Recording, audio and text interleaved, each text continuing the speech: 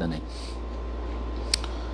18 নম্বর প্রশ্ন বলছেন, আমার নাম মোহাম্মদ আলিফ পাটোয়ারি, বাংলাদেশ থেকে প্রশ্ন, হানাফি ইমামের পিছনে সলাৎ পড়া যাবে কি যদি তার আকীদায় ভুল থাকে, আর বিদাতি ইমামের পিছনে সলাৎ পড়া যাবে কি? হানাফি ইমাম শুধু যদি খাঁটি হানাফি হয় তাহলে তো কোনো অসুবিধা নাই রে ভাই।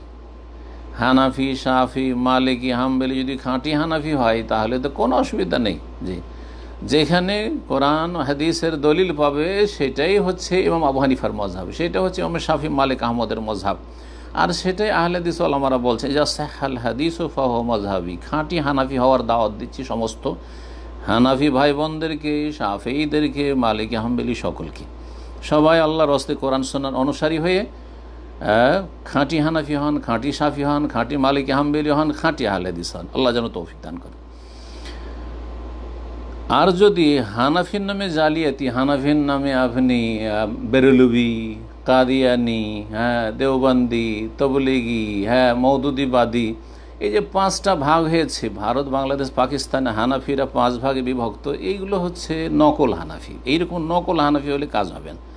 নকল হানাফিরা হচ্ছে বিদআতপন্থী, সুন্নাহর অনুসারী নয়, আহলে সুন্নাত ওয়াল জামাত নয়। কিন্তু যারা খাঁটি হানাফি তারা আহলে সুন্নাত ওয়াল জামাত, যারা খাঁটি হানাফি তারা আহলে সুন্নাত ওয়াল জামাত। ভালো করে শুনে রাখেন, তাহলে কোনো অসুবিধা নেই।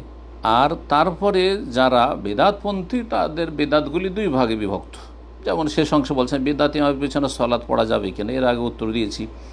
বিদআত যদি বড় কুফরি পর্যন্ত পৌঁছায়, মাজার পূজার বিদআত, মাজারে সেজদা করার বিদআত, মাজারে খাসি মুরগ জবাই করার বিদআত, গৌস, কুতুব, ওলি, আউলিয়া তারা আমাদের মনের কামনা বাসনা পূরণ করতে পারে, তারা পৃথিবীকে ধরে আছে, না হলে আল্লাহ পৃথিবীকে ধ্বংস করে দেবেন, কিন্তু গৌস কুতুবরা ধরে থাকে, এগুলো কুফরি কথা, এগুলো শিরকি কথা। ওয়াহদাতুল ওজুদ ফানার আকীদা, কুফরি শিরকি আকীদা। তো এইরকম আকীদার ইমাম যদি হয় আর প্রকাশ করে, সে আকীদা স্পষ্ট বলছে, আপনাদেরকে যদি বলে যে চলেন আল্লাহর ওলি আউলিয়ার মাজারে ওরস আছে, চলেন সেখানে গেলে কিছু পাওয়া যায়, তাহলে এরা মুশরিক, এই মুশরিকের পেছনে সালাত পড়া জায়েজ নয়।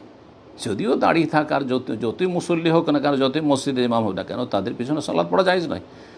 কিন্তু যদি বিদাত থাকে, নিয়তের বিদাত, সম্মিলিত মোনাজাতের বিদাত, আর এই রকম ধরনের বেশ অনেক বিদাত রয়েছে, যে বিদাতগুলি করে থাকে তারা, কোরআন খানির বিদাত, বক্সানোর বিদাত, কিন্তু তারা বড় শিরক থেকে সতর্ক সাবধান করে, মাজারে যেতে নিষেধ করে, মাজারে সেজদা করতে নিষেধ করে, ওয়াহদাতুল ওজুদ হুলুলের আকীদা তারা বিশ্বাস করে না, তাহলে তারা আহলে সুন্নাত ওয়াল জামাত। যদিও কিছু ত্রুটি তাদের রয়েছে, বিদাতের ত্রুটি, কিন্তু সেগুলি কুফরি পর্যন্ত পৌঁছায় না। সুতরাং তাদের পিছনে এইরকম বিদাতিদের পিছনে সালাত আদায় করা এইরকমই, যেমন কারো দাড়ি নেই তার পিছনে সালাত পড়া জায়েজ, কারো টাকনার নিচে কাপড় তার পিছনে সালাত পড়া জায়েজ। আল্লাহ যেন বুঝার তৌফিক দান করেন, মধ্যম পন্থা অবলম্বনের তৌফিক দান করেন।